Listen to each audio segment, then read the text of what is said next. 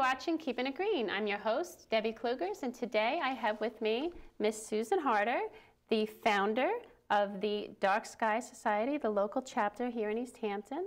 Thank you for inviting me. Thank you for coming, Susan. I'd come anytime to talk about this issue. That's great. We're talking about light pollution today, something that some people may not have heard about.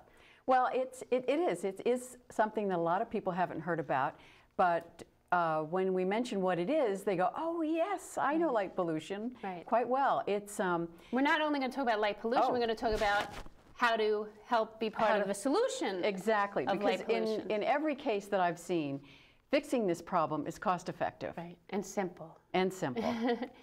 Before we get started, you know, because you brought something for me today, that I like to start off with a recycling or an environmental tip, and you came prepared. We're all starting to use these compact fluorescent light bulbs, which is great because they save 1/5 the energy, last 5 times as long. Right. However, they also contain a small amount of mercury, and they have a electronic ballast.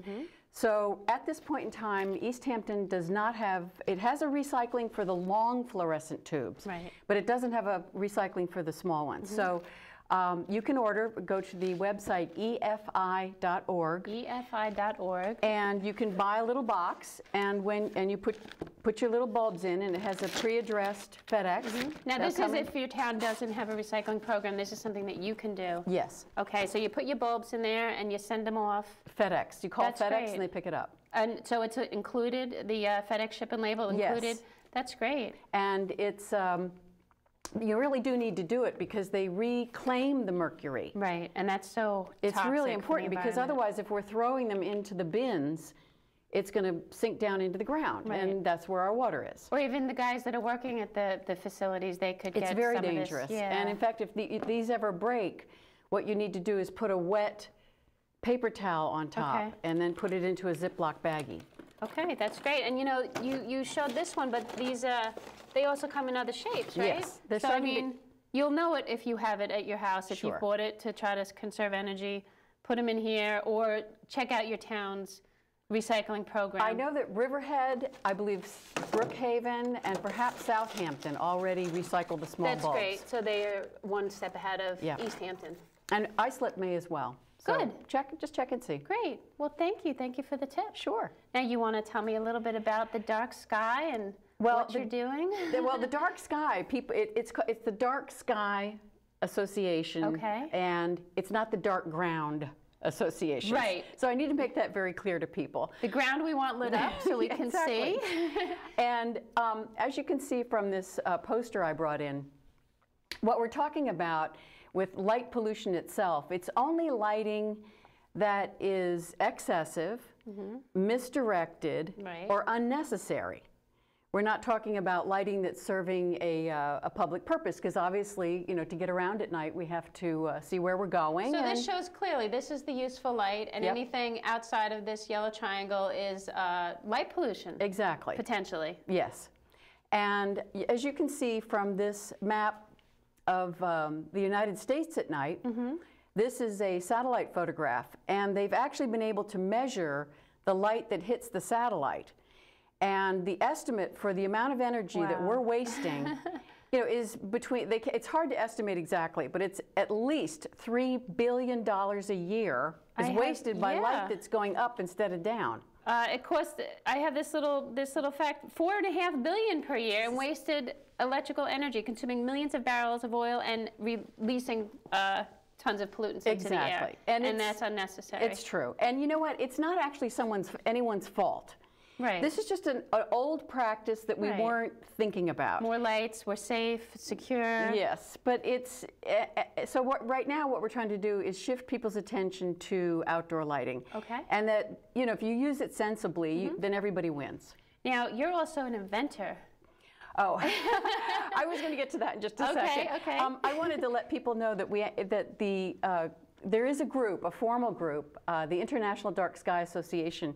This is their logo.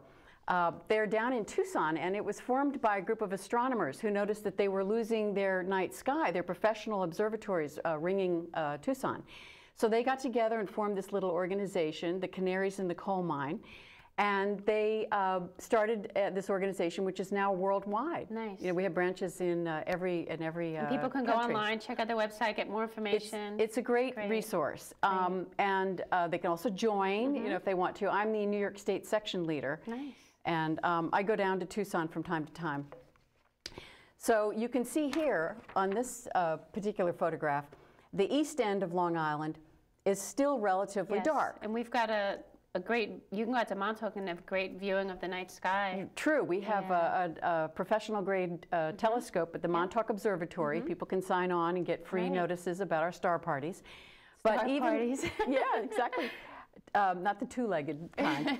But New York City, even though it's always going to be the brightest city on the planet almost, they actually have a great deal of light pollution, and they're starting to enact some lighting laws, and I'm working with them, you know, so that they can control excess light. Right. You know, because they want to light the buildings and the bridges and this and that. But if you've got more than what you need, you're wasting money. Now, why do we really care? I mean, who cares about all this light? What does it bother people? So what? Like, what's the problem, Susan? Well, it bothered me initially because I was trying to sleep in my bedroom, and my neighbor's floodlights were lighting up my room.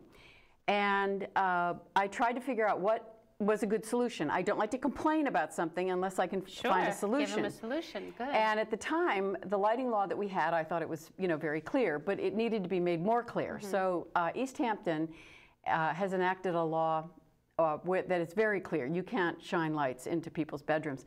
But it's been followed by Brookhaven. It sounds silly, but I mean. Well, I know, you would think so. Yeah. But Southampton, East Hampton, Riverhead was the very first dark sky enacted lighting law, and they've in fact amended it to deal with pre-existing lighting. Great. And there's, you know, Brookhaven really has a very good law too, and Southold's considering legislation soon. Great. So, so it's growing, and it's growing. valid. I mean, it's not something silly. Completely. It's important. Yeah, and it's easy once people are educated. Initially, I think people get a little nervous because they think, oh, you know, I need lights for security. But in this case, it's a little bit counterintuitive, because if you leave all your lights on and you're not there, it actually makes it a greater opportunity for someone to be on your property. Sure, they can see whatever they want. They can see where they're going. And there's a school system in California when they had the energy crisis. And they discovered that when not only did they save energy when they turned their lights off when no one was there, but they had less vandalism, less break-ins, less loitering, less graffiti. So it's a bit of a win, but it's a little bit counterintuitive. Well, let's get back to, again, why do we care? Let's talk about the effects on humans, our biological systems, not just that we're annoyed, and the effects on nature and animals, because that's, you know, really important. It's really important, and again, it is something we hadn't thought about. I went to a big conference they had in New York City recently, and it was about the effect of light on our circadian rhythms. Right. And that's your 24-hour physiological, biological, all living creatures have it, just in case people don't know. All so living it's something creatures. that is, you know, inherent to everything alive. And they've made a direct link, the scientists and the researchers working together have made a direct link between light at night, intruding, you know, on your sleep cycles, and greater tumor growth. Wow. Specifically breast cancer. Wow. And this is pretty shocking. Yeah. But it kind of makes sense. And it's not difficult to sleep in a dark bedroom. And if you need to have a light at night, in fact, the melatonin will stay tuned in. If you have a red, you know, if you put a little red filter on your flashlight or your light, or you get a red light that you can turn on to, you know, go back and forth. But that I found was very interesting, because you can also keep your night vision with a red, light. And people need to remember that that light is actually, all light bulbs produce artificial light. Daylight is full spectrum, but everything else is limited. And there's certain light bulbs, in fact, metal halide, that have a lot of blue in them. And this actually is harder for you to adapt your vision at night. So you don't see as well. You know those blue headlights that people have? The reason I think they disturb you so much is that it has a very high glare. You can't